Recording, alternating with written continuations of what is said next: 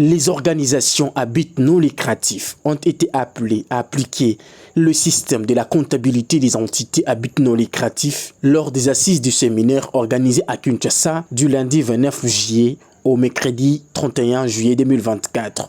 Suivez dans les détails.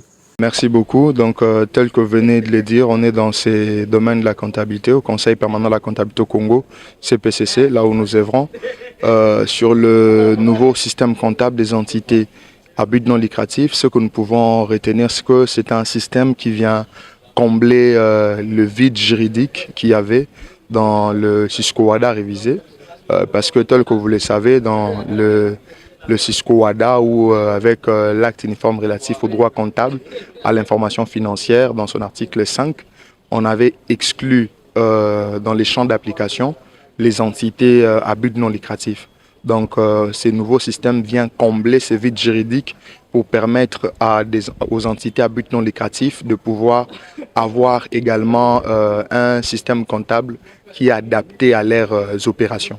Donc, c'est ce qu'on peut dire de façon générale, hormis les autres spécificités que l'on trouve dans ces référentiels. La motivation cachée derrière cet appel, elle est liée à une gestion transparente de flux financiers qui transitent par les entités à but non lucratif. Nous sommes sans ignorer que ce sont des entités qui ont une importance prépondérante dans notre société et il y a beaucoup de flux financiers qui transitent, que ce soit de flux financiers ou d'autres flux qui peuvent être en nature, et la comptabilité ou ce système vient répondre à ces soucis de transparence financière et à ces soucis de bonne gestion de finances au sein de ces entités afin de pouvoir faciliter la traçabilité.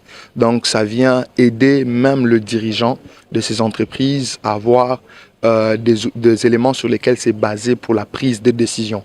Donc nous nous basons vraiment sur l'importance liée à ces éléments et l'apport significatif que les entités à but non lucratif sont censées constater dans leur gestion en utilisant ces principes comptables, ces nouveaux référentiels comptables.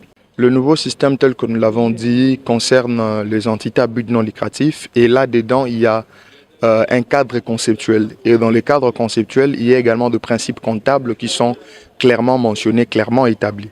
Alors, dans ces principes comptables, il y a le principe de la prééminence de la réalité économique sur l'apparence judiciaire qui veut tout simplement que dans la manière de pouvoir présenter l'information financière, que nous puissions donner plus d'importance ou nous baser plus sur la réalité économique par rapport à l'apparence juridique. C'est tout simplement dans la présentation des éléments des états financiers. C'est comme lorsque vous avez un bien que vous avez reçu par location-acquisition.